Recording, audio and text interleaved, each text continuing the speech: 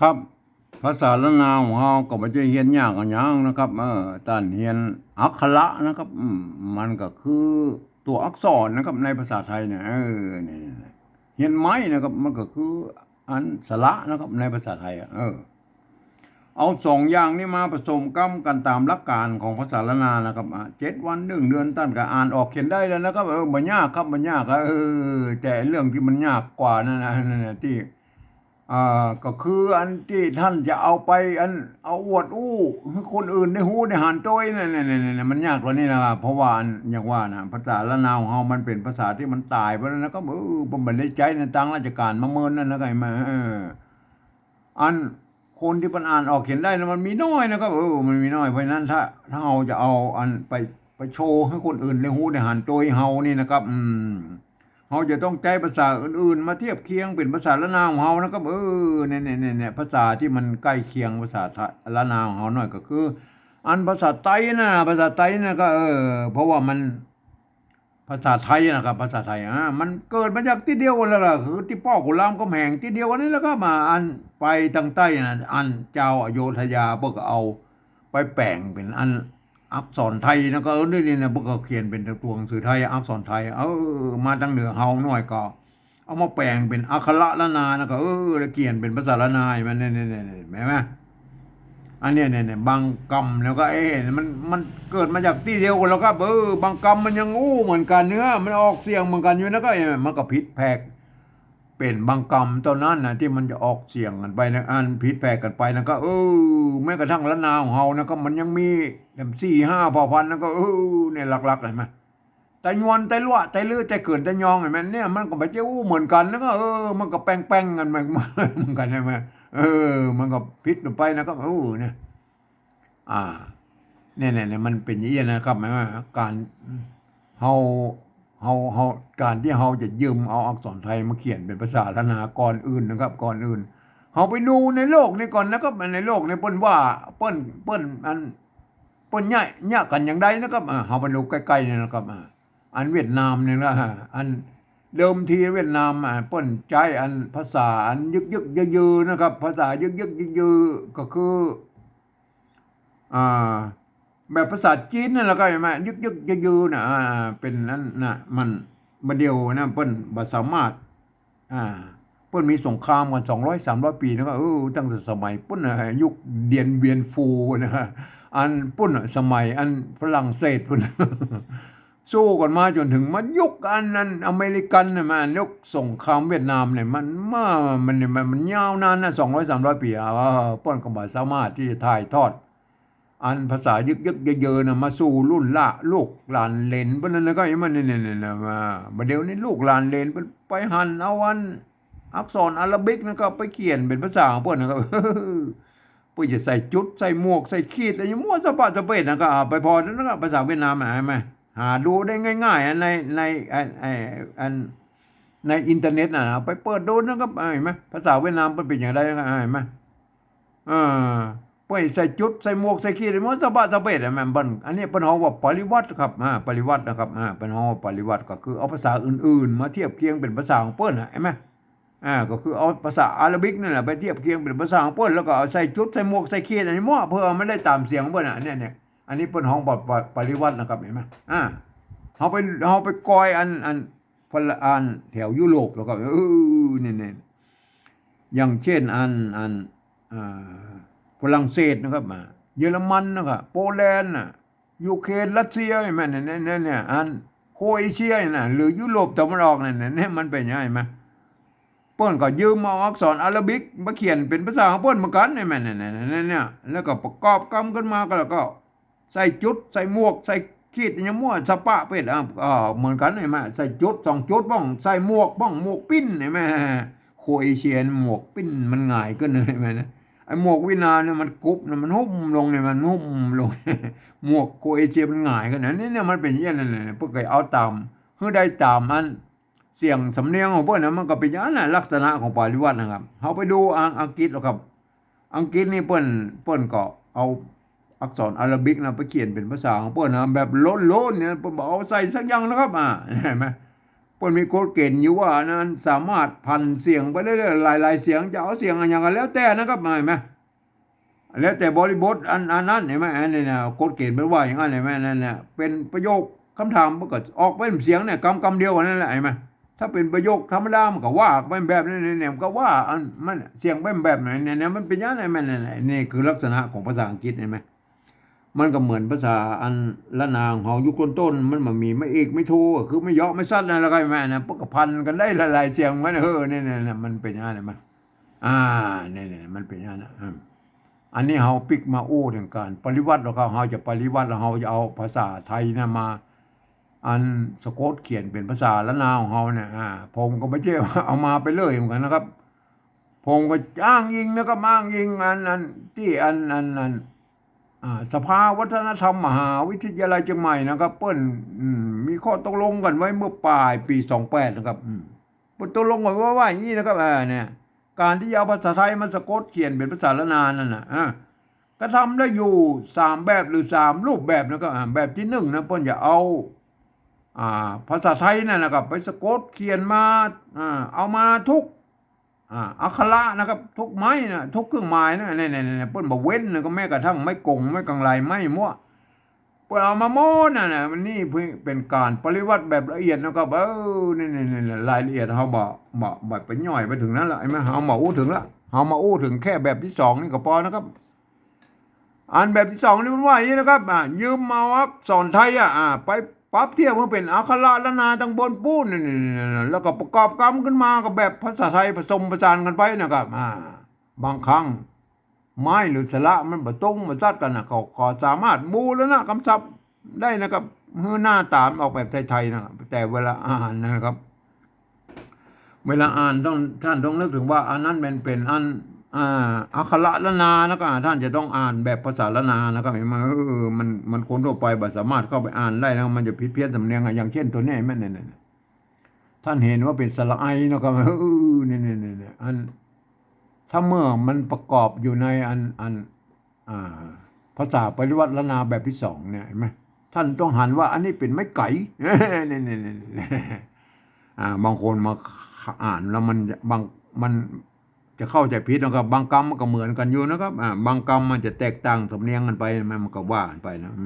คนทั่วไปไปแอบต้องไปอ่านในแบบที่3บนนะเดี๋ยวก็อุ้มกันแบบที่3เนี่ยไว้ในรูปไหนไหมอ่านแบบที่2นี่ก่อนเอาแบบที่2นี่ก่อนใช่ไหมอันไม้ไก่ใช่ไหมอันนี้ไม้ไก่ไม้ใช่ไหมไม้ไก่เอาไม้ไก่อันสระไอไทยน่ะสระไอไม่มาลายน่ะมันเทียบไหมอันนี้เราตุ่มมะครับตุ่มมะไม้ขอจ้างไม้ขอจ้างไม้โทนั่นไม้อันไม้อันลุ่มกับไม้เหมือนกันนะครับไม้ไหมไม้ไหมอันนี้เราอันนี้มันไม้เก๋นะครับตัวละใช่ไหมไม้เก๋ตัวละไม้เก๋ตัวละใช่ไหมตัวละไม้ขอจ้างกับไม้โทนะอันตุ่มมะใช่ไหมตุ่มมะความจริงมันโบราณไม่ยาวเอามาอันสะกดอยู่ตรงลุ่มนี่นะครับเพื่อสะกดตรงลุ่มเนี่ยแต่สมัยนี้เฮาคือมัน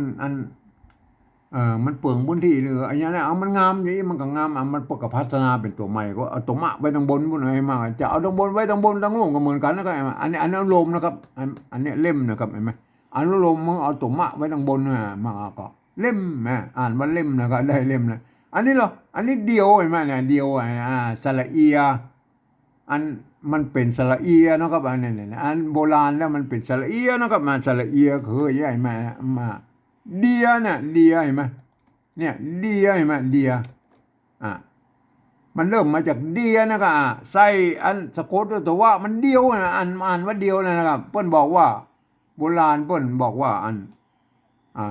ถ้ามันมีตัวสะกดมันยาวไปนะเปิ้นอย่ามันเอาแบบสั้นๆก็เอาเขียนแค่นี้แหละเดียวเห็นไหมเดียวเห็นไหมเอาไปกอยอันโบราณนะครับโบราณเอาไปกอยอันโบราณเลยแล้วก็เดียวเนี่ยสระเอียวเนี่ยเห็นไหมสระเอียวโบราณเนี่ยเห็นไหมแต่ตัวนี้มันเป็นตัวคะเห็นไหมเนี่ยมีตัวเนี้ยอยู่ตรงนี้แล้วก็ตัววะสะกดเนี่ยความจริงมันมีตัวไม่เก๋อยู่ตรงหน้าเนี่ยอะไรแม่เห็นไหมสระเอียเนี่ยเดียวเห็นไหมเดียวเห็นไหมอ่านว่าเขียวอันนี้ตัวคะนะครับมันจะอ่านเขียวก็ได้ถ้ามีไม่เยอะมันก็เขียวนะครับเป็นเสียงเอกเห็นไหมถ้ามีไม้ ขอจ้างมันก็เขี้ยวมาในอันสมัยนู้นพวกมันมีไม่เอกไม่โทไม่เยาะไปซะด้วยนะประการว่าเขี้ยวเป็นเขี้ยวเสียงโทพิเศษแล้วก็เขี้ยวอันนี้ตัวสะก็ไม่เหมือนสมัยมีมะยอกับไส้นะครับมาเคี่ยวใส่พริกนะครับแม่พริกอันนี้ขิงมันหอมกินดีมันเป็นอย่างนั้นมาอันนี้มันเคี่ยวเนี่ยมันเคี่ยวสระเอียเนี่ยท่านเข้าใจแล้วนะครับอันรุ่นหลังๆอันภาษาละนาพวกก็เอาตัวอย่างอันที่อันนั้นเนี่ยมันเป็นละนายุคต้นๆนะครับพวกก็เก่งกันยี่เนี่ยอันนี้ก็คือแน่นอนที่สุดแล้วครับเป็นปัญญาละนายุคต้นๆแล้วพวกก็เก่งกันยี่มาเฮาก็เอาแบบอย่างเพิ่นมานะเคี่ยวมาอันไม่เกี่ยนะเพิ่นมีตัวสระนะเพิ่นเอาเพิ่นจะตัดอันไม่เกี่ยออกไปแล้วก็อันเนี่ยเหลือเจ้าอี้อะไรมาเดียวมาถ้าเป็นแบบที่หนึ่งนะพวกก็เขียนเพิ่นจะเอาเขียนอย่างนี้แล้วก็มันเนี่ยพวกก็เขียนเจ้าอี้เพิ่นอ่านว่าเดียวนั่นน่ะเดียวเห็นมั้ยอันที่นี่เฮาก็แบบที่สองนี่เพิ่นบอกอนุโลมเพื่อไม่มีการอันบูรณะคำศัพท์เพื่อหน้าตาแบบไทยอันสระเดียวไทยมันเป็นอย่างไรล่ะครับมันสระเอียก็ตัวว่าเนี่ยเห็นไหมเดียวไทยมันมีสระเอียไทยมันมีไม่กี่สระอีลูกครับเดียวเห็นมันได้เลยบูรณะอันเป็นไทยนะกับเดียวเห็นไหมเดียวเห็นไหมเนี่ยนี่บูรณะนะครับบูรณะเห็นไหมคำนี้บูรณะคำศัพท์นะครับเดียวเห็นไหมตัวต่อไปแล้วครับตัวต่อไปนี่มันบ่อนะครับบ่อใช่ไหมอันนี้ตัวบะใช่ไหมบ่อใช่ไหมตัวบะตัวบะนะครับอันตัวบะอันนี้มันตัวบะนะครับบ่อเนี่ยบ่อใช่ไหมอันเขาไปบ่อเขาไปกอดภาษาอันโบราณก่อนนะพวกเขียนอะไรนะครับบ่อเนี่ยอันบ่อเนี่ยมันเป็นอะไรเราไม่รู้หรอก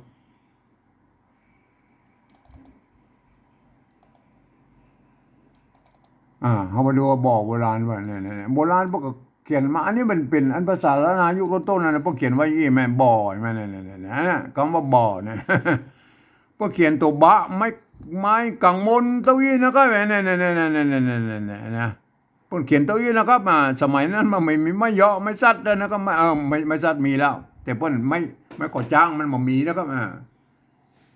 ความจริงแล้วถ้าเขาจะเขียนมันครบเครื่องมันต้องมีกันย่อนอยู่ทุกรูปนี่ตัวนะครับแล้วก็ใส่ไม่เอกนะครับมันไม่เยาะนั่นแหละมันก็จะเป็นบ่อนะครับถ้าเขียนแบบมันก็จะไปตรงบ่อน้ำบ่อหินบ่ออย่างนั้นเปิ้นก็เอาเลยคำว่าบ่อนี่เอาเป็นตัวพิเศษเสียเปิ้นจะตัดกันย่อนออกไปบ่เขียนตัวนี้เราก็บ่อนะครับยุคต้นๆนะครับเห็นไหมบ่อท่านโปรดเข้าใจแล้วนะบ่อนะครับอันนี้บ่อแบบไหนบ่อได้อันนี้ตัวละไม่กี่ตัวหน้าสะกดมันถ้าอ่านธรรมดากับลิ้นนะครับความจริงมันจะต้องมีไม้ขอจ้างลิ้นนะครับบ่อได้ลิ้นอันนี้นะตัวกะไม่ไก่ไม่ไก่ถ้าอ่านธรรมดามันก็ไก่นะครับมันจะต้องมีมะยอไก่เห็นไหมเป็นบ่อได้ลิ้นไก่ลิ้นไก่ลิ้นปองนั่นน่ะลิ้นไก่ลิ้นปองนะมันเป็นยังไงไหมท่านพอเข้าใจแล้วนะครับอันนี้คือบ่อนะครับอธิบายว่าบ่อแล้วเห็นไหมเฮาว่าเป็นบ่อแล้วนะครับไอ้มาถ้าเป็นอันถ้าเป็นแบบที่หนึ่งไปเอาไม้กังมนมาใส่นะก็เฮาบูรณะคำศัพท์มันเป็นอันหน้าตาแบบไทยๆหน่อยก็คือบ่ออย่างเงี้ยอันนี้บ่อไทยนะเห็นไหมอันนี้เป็นนะไม่เก๋นะก็เห็นไหมอันนี้ไม่เก๋นะครับอันนี้เปะไม่เก๋นะก็เห็นไหมไม่เก๋ตัวปะไม่เกตัวปะแล้วก็ตัวหน้าใช่ไหมตัวปะเขาก็มีแล้วนะตัวปะกับตัวหน้าเขาไม่ต้องไปเอาอันนี้เนี่ยมูลนะไม่ต้องมาใส่ไม่จะคูไม่จะเคืออย่างนี้เลยมันจะไปยุ่งมันไม่ใช่นะครับเนี่ยมันไม่ใช่บางคนมาเขียนแบบนี้เลยบอกไม่ใช่นะครับมันไม่ใช่อันนี้มันไทยนะครับอันนี้ภาษาไทยนะครับอันนี้เป็นภาษาละนามันแค่นี้เนี่ยเป็นเขาไปกอยอันภาษาละนาเราก็เห็นไหมคำว่าเป็นนะเขาไปกูแล้วนะเป็นนะก็มาเป็นเอาไปดูนะครับเห็นไหมเอาไปดูกรรมเป็นแล้วก็เนี่ยอันเนี้ยตัวพระ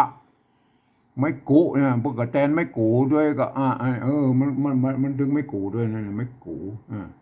อันนี้ดึงไม่กูแล้วไอ้ไม่กูไม่ซัดไม่ซัดก็คือแตนไม่ขอจ้างแล้วผู้ใช่ไหมผู้ใช่ไหมผู้อันนี้เราอันนี้ตัวหญ้าไม่กี่ตัว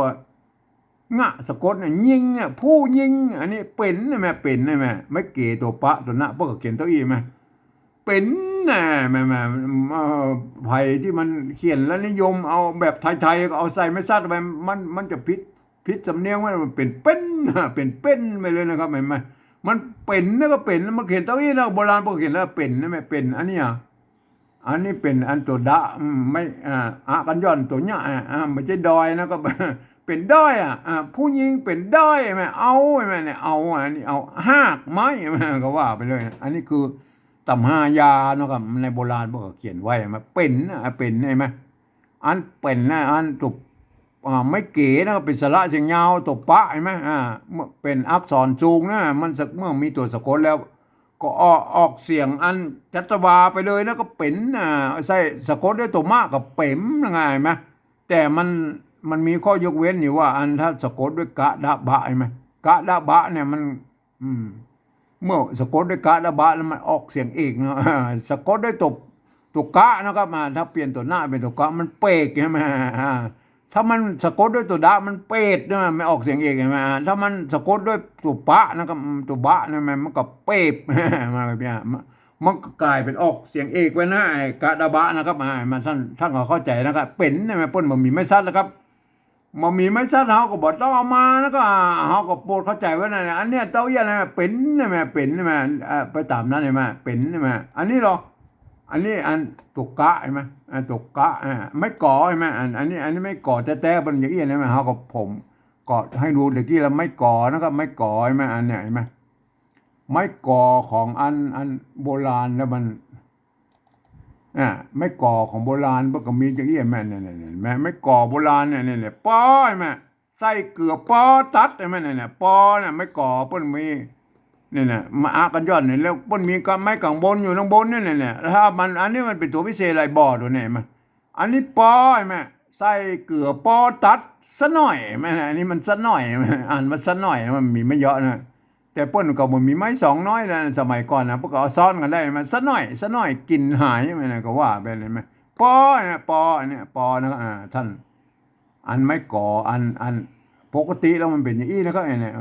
กระทั่งก็เข้าใจว่านะไม่ก่อปกตินะครับเนี่ยไม่ก่อนะครับทีนี้นี่กันย้อนเขาก็เอามาเต้ากันย้อนในอันเนี่ยเอาอ่างเนี่ยเป็นกันย้อนใช่ไหมอันถ้าเป็นแบบที่หนึ่งไปเอาไม้กังมนนี่มาตัวนะครับอันแบบที่สองนี่เขากับบูแล้วหน้าคำซับเพื่อให้หน่อยเขาเอาแค่นี้แล้วก็เอาแต่นี้นะครับก่อใช่ไหมเนี่ยเขาเอาเขียนตัวอี้มาก็อ่านได้แล้วเขาบดอันกันย้อนมาเนี่ยไม่กังวลไม่กังวลเนี่ยอันนี้เหรอตัวปะอันนี้ก็เหมือนกันเอาแค่เอาอ่างเนี่ยปอใช่ไหมกอปอใช่ไหมอันนี้เล่มใช่ไหมเล่มตัวละตัวละก็อูตะกี้เล่มนะครับไม่ขอจ้างตัวมะใช่ไหมมะเล่มอันนี้เดียวนะไอ้ก่อก็ปอนี่มันเฮาบูรณะคำศัพท์พูดแล้วก็ไปมาทำเครื่องหมายไปหน่อยแล้วก็เล่มนะครับเล่มอันนี้เดียวใช่ไหมเล่มเนี่ยก็ดูนะเดียวกับเดียวก็อูตะกี้ละเดียวนะก็เดียวใช่ไหมเล่มเดียวนะครับไม่เกี่ยนะครับไม่เกี่ยสะกดด้วยตัววะนะสะกดด้วยตัววะเดียวใช่ไหมเดียวใช่ไหมเล่มเดียวนะครับเล่มเดียวใช่ไหมเดียวนะครับบอนะครับบอใช่ไหมบอก็อูตะกี้ละตัวบะมานะมาเอาแค่ไม่เยาะนะครับไม่เอาแค่ไม่เยาะบอใช่ไหมบออันนี้เป็นนะครับเป็นเป็นนี่ก็เอาสะกดไปตามตัวนะเอาดึงมาตามตัวแล้วเป็นนะมันไปใส่ไม่ตะคูไม่อย่างเพื่อนนะมันจะพิษสำเนียงไปแล้วก็อันเดียวก็บ่อนี่มันบูรณะคำศัพท์นะครับมือหน้าตาแบบไทยๆเนี่ยเปิ้นว่าอะไรมาเปิ้นว่าอะไรมาอันนี้เป็นอันนี้หรออันนี้เหลาใช่ไหมไม่เก่าแล้วก็ไม่เก่าใช่ไหมไม่เก่าไม่เก่าภาษาละนาแล้วก็เปิ้นมีมาเยอะนะครับเห็นไหมเขาบอกไม้ซัดมาตัวแล้วนะครับเห็นไหมเหล่าเห็นไหมอันนี้เหล่าบูรณะคำศัพท์อะไรนะเขาไปดูอัน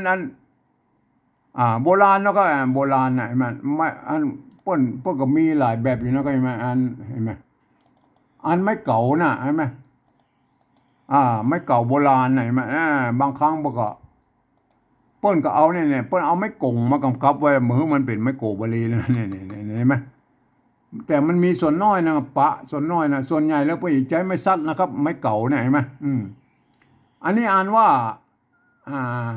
เสมือนว่ามีไม่เยอะเราอ่านว่าเต้านะครับเต้ากันใช่ไหมเนี่ยตัวตะนะครับ อ่านว่าเต้ากันฟักต่ำผงใช่ไหมเนี่ยมันเป็นเห็นไหมเต้านะครับเต้าตัวตะนะครับเห็นไหมอันนี้เป็นเอาเป็นไม้กงมากำกับเต้านะครับเนี่ยมันคือมันจะเป็นลักษณะอย่างนี้นะอันนิยมอยู่ในปู้นะครับอันทำอีสานมันนะครับหรือละนาเป็นบางส่วนบางที่นะครับเอาอันไปดูอันตัวอย่างอื่นนะครับเนี่ยไม่เก่าถึงตัวนี่ไหมเนี่ยเอาไปดูแล้วอันเนี้ยเนี่ยมาอันเนี้ยมาอันเนี้ยห้างเนี่ยห้างตัวละนะอ่านว่าห้างนะห้างเย็นนะโดยอยนะเย็นเนี่ยงาจ้างเนี่ยนอแฮดนะอันดอละมันออกเสียงแฮดตรงไหนเนี่ยอันนี้ตัวขาใช่ไหมไม่เก่าใช่ไหมเนี่ยเปิ้นเอาไม้ซัดเปิ้นเอาไม้ซัดกำกับไว้เห็นไหมมันเขามันเขาอ่านว่าเขานะมันเสมือนว่ามีไม้ขอจ้างไว้แล้วเข้าอ่านว่าเข้าใช่ไหมอันเนี้ยเข้าเยิงเนี่ยตัวหญ้าใช่ไหมอ่านว่าเยิงเนี่ยอ่านเยิงเนี่ยอันเนี้ยไม่อันเยิงสระเอิงเนี่ยเปิ้นก็เอาตัวงะสะกดไว้ได้ไม่เกิดนะแล้วก็ไม่เกิดก็ไม่เกิดนี่เปิ้นใจรวมกันนะไม่เยิงเนี่ยมันเยิงเนี่ยเยิงอันนี้เข้าใช่ไหมเข้าใช่ไหมอันนี้เข้ามันเสมือนมันมีไม้ขอจ้างแล้วเข้าไม่เก่าส่วนใหญ่แล้วอันละนาเปิ้นจะใจไม่ซัดอย่างนี้นะครับแต่ก็ยังว่านั่นแหละยังว่าอันทางอีสานไม่ใจไม่กงนะตามตัวอย่างตะกี้นะครับอันละนาบางส่วนบางที่พวกก็ใจอันไม่กงนะครับเหมือนอันทำอีสานก็ท่านจะไปงงนะครับมันจะใช้ไม่ซัดหรือไม่กงก็สุดแล้วแต่นะครับมันก็ได้เต้ากันนะครับหลักฐานในโบราณพวกก็มีตัวนี้นะแม่เล่านะฮะเป็นเล่าใช่ไหมเนี่ยได้แล้วนะครับเป็นเล่าใช่ไหมอันแบบที่สองนี่ได้แล้วนะครับการปฏิบัติแบบที่สองนี่ก็จะอ่านได้ว่าอย่างนี้นะครับเห็นไหมต้องอ่านแบบภาษาละนานะครับเนี่ยท่านต้องหันว่าเป็นอลักการมันต้องเป็นเวลาอ่านต้องอ่านเป็นภาษาละนาตัวมะนะตัวละตัวดะตัวบะนะตัวปะตัวกะตัวปะมันตัวเนี่ยมันเป็นเจ้าต้องเห็นเป็นอักษรละนานะครับอ่านว่าอย่างนี้นะครับไม้เล่มเดียวบ่เป็นก่อปอเล่มเดียวบ่เป็นเหล่าใช่ไหมเนี่ยต้องอ่านออกเสียงละนาแบบนี้นะครับครับอันแบบภาษาไทยนี่เพิ่นเฮาลองมาสะกดเขียนแบบภาษาไทยแล้วครับเนี่ยอันภาษาไทยนะอันแบบที่สามสะกดแบบที่สามนั่นอันตามหลักการของอันสภาวัฒนธรรมมหาวิทยาลัยเชียงใหม่แล้วอันเปิ้นกำหนดไว้ว่านะครับแบบที่สามนั่นเปิ้นบอกว่าฟังเอาเสียงภาษาละนาลงบนปุ้นนี่หลักการเปิ้นมันคนละหลักการแบบที่สองนี่นะครับฟังเอาเสียงภาษาละนาละมนที่เปิ้นเปล่งเสียงออกมาเลยอันก็คือเสียงกระบู้นั่นแหละเปิ้นอู้มาแล้วก็เอาภาษาไทยเขียนเป็นจะนั่นไหมเนี่ยมันเป็นอย่างนั้นไหมเปิ้นอู้กันเต้าอี้นะครับแต่มันก็ยังว่านะอันเปิ้นก็เริ่มเลือกไปนะสมัยนั้นอันภาษาไทยนั้นมันเป็นระบบ5เสียงนะครับนี่มันอันภาษาละนามันเป็นระบบ6เสียงนะครับเนี่ยการที่เอาอันเอาภาษาไทยระบบ5เสียงมาเขียนอันละนา6เสียงมันมาได้แล้วก็มันมาได้เป็นบางเสียงนะครับมันมาได้เป็นบางเสียงอันเสียงที่เปิ้นบ่มีนั่นในภาษาไทยก็คืออันนี้เสียงโทพิเศษเนี่ยเล่มเนี่ยเปิ้นออกได้แค่เสียงโทปกตินะครับมันเพราะนั้นการปริวัติแบบที่3เนี่ยท่านจะต้องเขียนให้ได้นะผมก็ได้ใจหลักการอันเดียวกันแบบอันภาษาเวียดนามนั่นแล้วก็พวกนี้ใจใส่จุดใส่หมวกใส่ขีดใส่ม้วนสะบะสะเบ็ดใส่ก็มันได้ตามเสียงเขาก็ผมก็เอาแบบนั้นนะก็เห็นไหมเขายืมเอาภาษาไทยเขียนเห็นไหมมาเขียนเขาใส่จุดใส่ยังขีดใส่ยังม้วนสะบะเหมือนกันนะเหมือนภาษาเวียดนามนะพวกนี้ใส่ภาษาเวียดนามพวกยืมเอาภาษาอาหรับิกมาเขียนแล้วก็เห็นไหมแล้วพวกใส่จุดใส่หมวกใส่ขีดแล้วเพิ่งได้ตามเสียงมันนะเขาก็ใช้หลักการแบบเวียดนามนั่นก็มาตัวเขาไปว่าไปตัวนะครับหลักการที่3เพิ่นบอกว่าอันฟังเอาเสียงภาษาข้างบนมันแล้วก็อ่านตัวแรกเลยนะเอาเป็นตัวไว้นะครับไม้นะไม้เห็นไหมตัวแรกเลยนะว่าไม้นะไม้เห็นไหมอันแบบที่2แล้วอันตัวมะนะไม้ไก่ตัวไม้เขาจังไม้นะก็อันนี้เราไม้เขาเอาสะกดเขียนนะครับสะกดไม้นะสระไอไม้บรรลัยตัวมะตัวมอม้าไม่ใช่ตัวมะนะครับมอม้า ไม่โทนะก็ไม้มันเต้ากันนั่นแหละไม้เสียงตีเต้ากันนั่นแหละไม้มันเต้ากันแล้วไปนะครับมันแล้วไปนะอันนี้หรออันนี้ภาษาละนามันออกเล่มเสียงโดพิเศษแล้วนะเล่มเสียงโดพิเศษนะครับอันนี้หรออันนี้ก็เล่มนะเขามาสะกดเขียนเล่มแล้วมาสะกดแล้วเล่มเขาสะกดเอาภาษาไทยเขียนแล้วนะก็เล่มนะได้ยังเล่มเนี่ยได้ยังอันนี้ภาษานั่นภาษาอันไทยปนานว่าเล่มนะก็เล่มอะไรมันอ่านเต้านี่นะแล้วเต้าตัวเนี้ยเนี่ยปนานเสียงโทปกตินั่นแหละเล่มเห็นไหมเล่มเห็นไหมเนี่ยเล่มอันนี้ก็เล่มอันนี้ก็เล่มเห็นไหมเล่มเห็นไหมเนี่ยอันนี้ก็เล่มเสียงโทปกตินะอันนี้ก็เล่มเสียงโทปกตินะเปิ้นอันเสียงโทพิเศษโทเมืองเปิ้นบ่มีแล้วก็เนี่ยมันบ่มีนะครับเปิ้นบ่สามารถที่เขียนได้นะครับเปิ้นบ่มีนะครับเห็นไหมสุดบางคนเพิ่นก็เอาอันเนี้ยเปิบขี้ตู้อันนี้เป็นอันเสียงโทพิเศษไอ้ลูกเนี่ยไปเปิบขี้ตู้เปิ้นว่าอันขี้ตู้เอานั่นแหละเปิบเปิ้นเอาเปิบเอาเนี่ยเอาไปเป็นเสียงอันโทพิเศษเดี๋ยวแล้วอันภาษาอันถ้าไปเจอกรรมอื่นๆมันก็พลาบกับไปหมดแล้วก็มันก็จะเปลี่ยนแปลงกันหลายอย่างนะผมเอาอันที่เปิ้นเขียนมาได้แล้วก็ผมก็เอาหลักการของภาษาเวียดนามนั่นนะครับเปิ้นมาใส่ไปใส่จุดใส่หมวกใส่ขีดใส่มั่วเพื่อไม่ได้ตามเสียงว่าผมก็ที่ปุ่นเขียนมาได้นะครับปุ่นเขียนมาได้นะครับในเล่มเนี่ยหิ่งโทพิเศษนะผมก็เอาจุดประดับไว้อีนะครับแม่เนี่ยจุดประดับไว้อีนะครับเล่มหิ่งโทพิเศษนะท่านเข้าใจไว้ด้วยนะครับเล่มเนี่ยครับท่านเข้าใจเล่มผมเอาจุดประดับไว้อีนะครับเนี่ยตัวนี้คือคือปริวัตินะครับปริวัติใช้หลักการแบบอันเดียวกับอันภาษาเวียดนามนะครับอันแบบเดียวกับภาษาเวียดนามบนนะครับเปิ้นเอาเขียนอีนะครับเล่มแม่เล่มเปิ้นปริวัติกันอีนะครับเล่มอันนี้คือการปริวัติอันตัวอัน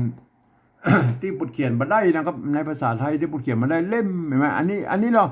อันนี้เปิ้นอ่านว่าเล่มนะครับเนี่ยก็อันนี้มันตัวละไม่ขอจ้างตัวมะนะครับเห็นไหมอันนี้เนี่ยเปิ้นอ่านเต้าอี้มันอันเนี่ยมันตัวหอลอสระเอตัวมะตัวมอมาอยู่บนเปิ้นอ่านว่าเล่มนะก็เล่มเปิ้นอ่านว่าเล่มเห็นไหมจะหึงเป็นเล่มนั่นแหละก็ใส่จุดไปตามที่ผมเนี่ยอันนี้เล่มนะครับอันนี้อ่านว่าเล่มนะก็อ่านว่าเล่มเห็นไหมอันใส่จุดอ่านว่าเล่มมันไม่ใช่ไหมโทพิเศษนะครับเห็นไหมโทพิเศษก็โทเมืองมันคนละเสียงแล้วครับเห็นไหมเนี่ยอันเนี้ยโทพิเศษโทเมืองเนี่ยวัดพระสิงห์อันเชียงใหม่เปิ้นฮ้องว่าเสียงตีเพี้ยนนะครับเปิ้นจะใช้ตัวเอียงแล้วเวลาการปฏิวัติภาษาแบบที่3เนี่ยเปิ้นจะใช้ตัวเอียงเนี่ยไผใช้ตัวเอียงตัวจุดใส่ขีดอย่างมั่วจับอันอย่างก็แล้วแต่ก็มันเปลี่ยนแปลงไปจากอันที่เปิ้นเขียนมาได้นะก็เล่มแม่เนี่ยมันเป็นยังไงเล่มแม่ได้นะครับผมเองจะเอาจุดประดับไว้นะครับเล่มถ้ามันมีจุดก็อ่านเป็นเล่มมันก็อ่านเป็นเสียงโทปกตินะคันผมนี่มันได้กูเสียงเนอะถ้าอยาวเสียงได้ก็ได้ไม้เล่มก็เล่มอันนี้เหลือเดียวนะครับอันนี้เนี่ยตัวนะอันนี้ประกาศว่าเดียวเนี่ยเดียวอันนี้บูรณะคำศัพท์มันแล้วก็เดียวนะครับเดียวอันนี้เฮาเดียวไทยแล้วก็เดียวสระเอียวเนี่ยอันภาษาไทยพวกเขียนเต้าอี้เดียวเดียวใช่ไหมอันเดียวพวกภาษาพวกเขียนเนี่ยเดียวอันนี้เราบ่อนะอันนี้ก็บ่อนั่นแหละแบบที่2พวกบ่อนะบ่อไทยแล้วก็บ่อไทยบ่อไทยพวกเขียนเต้าอี้น่ะบ่อมันเต้ากันแล้วไปแล้วก็อันนี้ตัวต่อไปแล้วตัวต่อไปเขาฟังแล้วก็ฟังแบบเป็นแล้วก็เป็นนะเสียงจัตวานะอันนี้เป็นอันนี้ละอันนี้ก็ตกปะนะก็ไม่เก๋ตัวหางหน้าเป็นเสียงจัตวานะเป็นเฮาไปสะกดเป็นภาษาไทยแล้วก็อันนี้มันเป็นเนี่ยมั้ยเปิ้นอ่านเป็นอันเห็นมั้ยอันตัวปอปานี่เป็นอันอักษรกลางในภาษาไทยนะกจดตดตบปนะไงมันอักษรกลางเปิ้นอ่านว่าเป็นเป็นเห็นมั้ยใส่ไม้ตะคูแล้วครับใส่ไม้ตะคูเข้าไปพวกอ่านว่าเป็นมันสั้นหน่อยเสียงสั้นเลยใส่ไม้ตะคูเนี่ยเปิ้นอ่านว่าเป็นเป็นอันนี้มันเป็นอันนี้มันเป็นมันเสียงจันวาเป็นเสียงสามัญน่ะมันเสียงสามัญน่ะมันแบบ บอกเป็นอันเสียงจัตวาแล้วกันไหมครับเป็นใช่ไหมอันปอปาเนี่ยเป็นอันป้นเป็นภาษากลางในเอาตัวอักษรกลางในภาษาไทยเราก็ป้นพันแล้วก็เสียงแล้วครับอันนี้เป็นน่ะเสียงสามัญใช่ไหมเป็นเสียงสามัญใส่ไม่เอกหรอกอันเป็นครับเป็นเป็นเสียงเอกแล้วก็เป็นใส่ไม่โทหรอกเป็นนี่มันเป็นมันแต่บ่มีความหมายสะกดให้ดูไปได้แล้วก็เป็นเป็นมันอันเสียงโทปกตินะครับแล้วก็เป็นแล้วก็เป็นเป็นมันเป็นเล่มเนี่ยเป็นเสียงโทพิเศษเนี่ยได้ครับเมื่อเป็นเสียงโทพิเศษเขาก็เป็นเนี่ยเป็นอันนี้เป็นนะครับอันนี้เป็นอันนี้เป็นเห็นไหมเสียงโทพิเศษนะอันเป็นแล้วก็เป็นเป็นมันเสียงตีแล้วก็เป็นสิ่งที่ก็ใส่ไม่ตีเป็นใช่ไหมอันนี้เป็นใช่ไหมอันนี้เป็นใช่ไหมอันนี้เป็นใช่ไหมเขายืมมันเป็นเนี่ยก็ใส่ไม่จัตวาเนี่ยเป็นใช่ไหมเนี่ยเห็นไหมอันนี้ได้เลยไหมเป็นแล้วนะเป็นใช่ไหมอันนี้เป็นแล้วนะครับได้แล้วนะครับเป็นนะไม้เล่มเดียวบอกเป็นนะเนี่ยเป็นแล้วก็เป็นโอเคนะครับเป็นอันตัวต่อไปแล้วครับเราฟังนะครับภาษาละนาบนกอนะออกเสียงจัตวาน่ะกอใช่ไหมอันนี้เหรอถ้าเป็นอันกอยาวๆนี่มันเป็นอันสำเนียงเจ้าไต้ยวนเชียงใหม่นะครับกอใช่ไหมถ้าเป็นอันไต้ลือตั้งลำปางแป้น่านพะเยาป่นกอมันก่ออันเริ่มต้นจากเสียงอันจัตวาก็จริงนะครับแต่เปิ้นห่างเสียงเปิ้นจะขึ้นไปปูนใกล้ๆเสียงตีแล้วก็เสียงห้วนๆด้วยนะกอมันกอเป็นก็มันเนี่ยเสียงจัตวาของอันสำเนียงไตลื้อนะมันจะ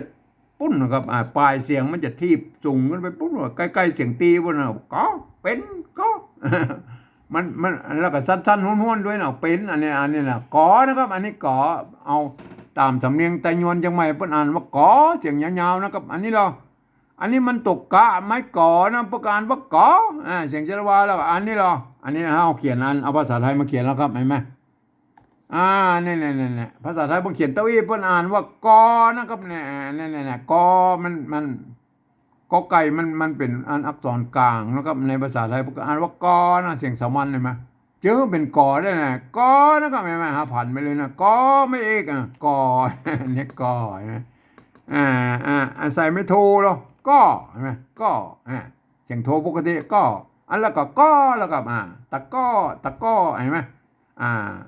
อันก็ตะก้อลูกตะก้อนั่นแหละก็มันเสียงโทพิเศษนะอันนี้มันก็ครับเห็นไหมอันตะก้อเนี่ยอันน่ะเห็นไหมตะก้อหอยใส่จุดไปเสียงโทพิเศษแล้วก็เห็นไหมอันก็แล้วก็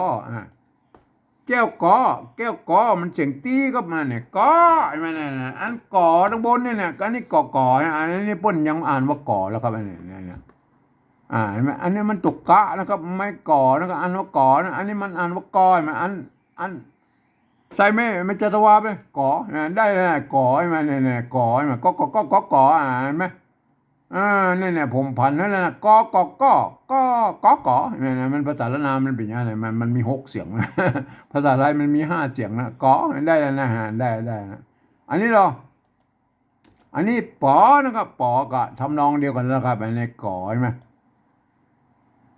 อันนี้กอนะครับอันปอก็ทำนองเดียวกันนะครับกอเนี่ยตัวปอปลานี่มันก็เป็นอันอักษรกลางเต้าก็ตัวกอไก่เนี่ยตัวกะตัวกอไก่เนี่ยมันเป็นอักษรกลางมันในปอมันอันนี้ปอนะครับอันนี้ก็ปอนะอันนี้ปออันนี้เราเขียนตัวอีมันปอใช่ไหมปอใช่ไหมเนี่ยปอใช่ไหมสร้างพันไม่เลยใส่ไม่หรอปอเนี่ยอันนี้มันปอนะอันใส่ไม่โทหรอป้อนี่ป้อเนี่ยมันก็ถ้าเป็นอันภาษาละนามันก็ออกเสียงพ่อนะครับเสียงโทปกตินั่นกับพ่อนะครับอันละป้อละปอกป้ออันปอกป้อนั่นมันเป็นเสียงโทพิเศษโทเมืองแล้วก็ปอกป้อไม่ใส่จุดเข้าไปปอกป้อไม่ปอกป้อเอามาป้อกันเนี่ยป้อกันนะป้อคือหอมกันนะปอกป้อใช่ไหมเนี่ยอันละป้อแล้วก็ป้อเสียงตีแล้วเนี่ยแหละครับปอเสียงตีก็ใส่ไม่ตีเนี่ยปอใช่ไหมอันนี้มันปอใช่ไหมปอเสียงจัตวาก็ใส่ไม่จัตวาปอได้แล้วนะปอได้ไหม อันปอนะได้แล้วนะครับปอเล่มอันนี้ได้แล้วนะครับอันปอนี่โบราณคำศัพท์มันใส่ไม่จัตวานี่นะครับปอมานั่นเห็นไหมได้แล้วนะปอมาเป็นกอปอนี่ไม้เล่มเดียวบ่เป็นกออันปอเนี่ยปออันเล่มเขาก็โอ้ตะกี้แล้วนะก็อันนี้ก็เล่มเห็นไหมเล่มมันเสียงโทพิเศษแล้วก็เห็นไหมเนี่ยเล่มเห็นไหมโอ้ตะกี้แล้วนะครับเห็นไหมก็เติมจุดลงไปนะครับเติมจุดลงไปนะครับเห็นไหมเติมจุดลงไปนะครับเห็นไหมอันเนี้ยเติมจุดไปนะมันเล่มเห็นไหมถ้ามันใส่จุดอีมันอ่านเล่มนะก็เล่มเห็นไหมมันก็เต้าที่หาสะกดไอ้ก่อกระป๋อนี่คือดูแล้วนะครับเห็นไหมอันเล่มนะครับอันนี้เล่มไหมเล่มใส่ไม้จุดไปเล่มเห็นไหมเป็นเสียงโทพิเศษอะเดียวเห็นไหมเดียวเล่มเดียวอันนี้อันเล่มเนี่ยอันบูรณะคำศัพท์มันเหมือนตั้งหน้าเนี่ยเล่มมันก็ใส่จุดไปนะครับอันเสียงโทพิเศษเขาก็ใส่จุดไว้นะครับไม่เนี่ยก็เอาตามนั้นเลยมาเอาแบบแนวทางของเวียดนามนะเปิ้นเขียนอย่างไรก็ไอ้อันนี้เดียวนะครับเดียวครับโอ้แต่แก่เดียวนะครับกับบูรณะคำศัพท์มันเป็นอันหน้าตาแบบไทยๆนะครับเดียวไทยนะครับอันนี้บ่อแล้วบ่อก็โอเคก็เอาบ่อไทยนะอันนี้เป็นแล้วก็เป็นก็โอ้แต่กี้แล้วนะครับเห็นไหมอันนี้มันเป็นมันเสียงจัตวาก็ใส่ไม่จัตวานะครับไม่ใส่จัตวาเห็นไหมอันเรานะครับเราอันเราเนี่ยอันนี้เราเห็นไหมอันนี้เนี่ยออกเสียงเอกนะครับอันนี้ก็เล่าเห็นไหมเล่าไทยแล้วครับเล่าไทยพวกเขียนพวกเขียนได้เยี่ยมมันเต้ากันก็เต้าไปมันเต้ากันเขาก็ไปต้องไปยุ่งมานะครับอันที่พวกเขียนได้เต้ากันเขาก็ไม่ต้องไปยุ่งนะอันเขาไปยุ่งอันตอนที่พวกเขียนบัเต้านะครับบัเต้าเสียงภาษาละนาเขาก็บูรณะคำศัพท์ไปนะครับโดยใจแนวทางของอันภาษาเวียดนามเนี่ยเห็นไหมเปิ้นทำอย่างไรเขาก็เฮียนแบบเปิ้นมานะครับใส่จุดใส่หมวกใส่ขีดอะไรแบบเวียดนามนะอันผมเองเอาแค่จุดเอามาใส่นะครับอันไม้จัตวานี่ก็ยืมอันไม้อันเอกโทติจัตวาเปิ้นมาใส่นะครับเนี่ยมันเป็นเสียงจัตวาเนี่ยเห็นไหมเห็นไหมมันเป็นเสียงจัตวาอันนี้เขียนได้แล้วนะครับแบบที่3นะครับเห็นไหมถึงแม้ว่าท่านจะเป็นอันฝรั่งมังค่าลูกที่ไหนมานะครับท่านเรียนภาษาไทยมาเรียบร้อยแล้วนะครับท่านก็อ่านไปตามหลักภาษาไทยนะครับแต่มันมีข้อยกเว้นอยู่ว่าอย่างนี้นะครับเห็นไหมคำที่มีจุดนี่นะต้องอ่านออกเสียงโทพิเศษนะมันหลักการมาเฮาไม่ใช่เอาหลักการภาษาไทย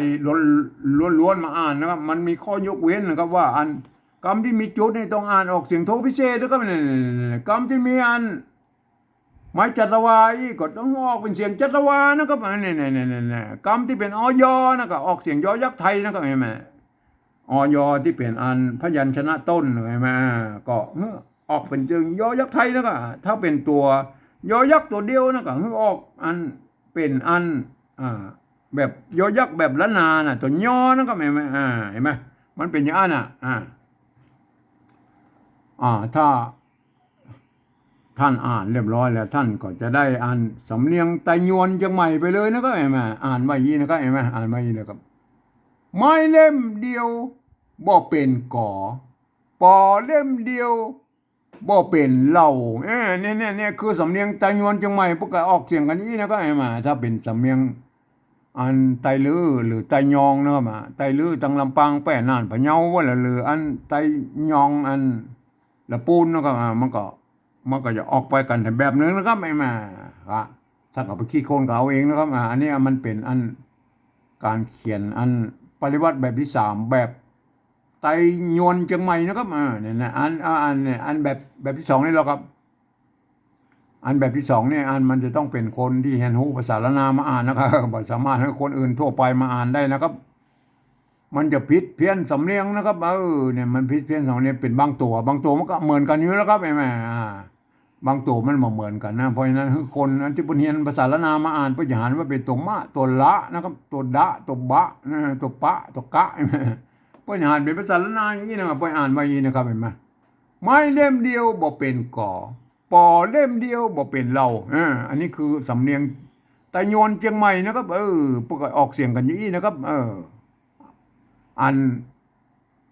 ภาษาละนาทางบนพูดหน่อยไหมส่วนใหญ่พวกก็เก่งกันได้อย่างนี้นะครับเห็นไหม ก็ยกเว้นเป็นบางกรรมนะครับที่เพิ่นนิยมกันแตกต่างกันไปอย่างเช่นครับบ่อเนี่ยเพิ่นจะเอาไม้เหยาะมาใส่พ่องก็ได้มันเป็นยุคปลายๆโบราณยุคปลายๆพวกก็ใส่บางตี้นะครับเห็นไหมพวกเอาไม้เหยาะมาใส่แต่อันที่โรงพิมพ์พ่อเลี้ยงเมืองใจอันอ่าเพิ่นบ่ใส่มันอันบ่อนี่เพิ่นบ่ใส่อันไม้เหยาะบ่ใส่ไม้เหยาะนะครับเพิ่นอย่างนี้เฮาไปกอยแล้วโรงยิมเฮาไปกอยอันลักษณะของอันเนี่ยพ่อเลี้ยงเมืองอันเนี่ยโรงพิมพ์พ่อเลี้ยงเมืองใจสมัยนั้นไอ้แม่เนี่ยบ่อเนี่ยบ่อไอ้แม่เนี่ยบ่อเนี่ยอันเนี้ยเพิ่นก็เอาตัวบะเนี่ยไม่กังมนใส่ตู้เย็นนั่นแหละโรงพิมพ์พ่อเลี้ยงแม่บ่กลัวบ่ย่านไอ้แม่เนี่ยเห็นไหมสมัยโรงพิมพ์เมื่อ100 ปีที่แล้วเพิ่นก็ใจตู้เย็นใช่ไหมก็ท่านก็โปรดเข้าใจไว้นะครับเปิ้นก็ใจอันเปิ้นบัดไว้ใส่ไม้เหยาะนะครับบางที่เพิ่นก็เอานิยมใส่ไม้เหยาะนะครับก็สุดแล้วแต่นะครับแม่อันนี้เนี่ยเป็นเนี่ยเป็นนี่มันต้องเขียนอย่างนี้แล้วก็มาบางที่มาใส่อันเอาไม้ซัดมาใส่มาใจนะก็ท่านไปพิจารณากันนะภายหันก็ว่าไก่พ้องแล้วมันบ่ใจภาษาไทยนะครับอันนี้เป็นภาษาลาวเขียนเต้าอี้มาได้แต่เก้าเงาอะไรเนี่ยมานอกนั้นมันก็ปอๆกันมันก็เขียนเต้าๆกันนะก็ยกเว้นไอ้ตัวนี้ไม่เก่าใช่ไหมอันละนาส่วนใหญ่แล้วไปใจไม่กงไม่อันไม่ซัดกับเขาไว้นะครับละนาส่วนใหญ่นะก็ยกเว้นอันละนาเป็นบางที่ส่วนน้อยนะไปใจไม่กงกับเขาไว้ก็มีนะก็อันแต่อันเป็นภาษาธรรมอีสานนะเปิ้นใจไม่กงนะครับเปิ้นใจไม่กงนะก็สุดแล้วแต่ว่าจะใจไม่กงหรือไม่ซัดก็สุดแล้วแต่มันก็มีหลักฐานในโบราณเพิ่นเขียนมานะครับท่านก็พิจารณานะครับก็เฮาก็บอกว่าแต่พวกอ่านก็ได้นะครับเนี่ยพวกอ่านภาษาละนาพวกอ่านก็ได้นะพวกอ่านไว้อีนะครับไม้เล่มเดียวบ่เป็นก่อปอเล่มเดียวบ่เป็นเหล่าใช่ไหมอันนี้คือสำเนียงไต้หวันเชียงใหม่นะครับเนี่ยมันออกอย่างนี้นะครับท่านก็โปรดเข้าใจแล้วก็ท่านเป็นสำเนียงไต้ลื้อไต้ไต้ลื้อทางลำปางแป้น่านพะเยาหรืออันไต้ยองท่านก็อันละปูนท่านก็ไปคิดโค้งเราเองนะว่าเวลาปฏิบัติภาษานะก็มันก็สำเนียงมันก็จะผิดกันไปนะก็ครับวันนี้ผมก็ขอบรรยายเพียงแค่นี้นะครับ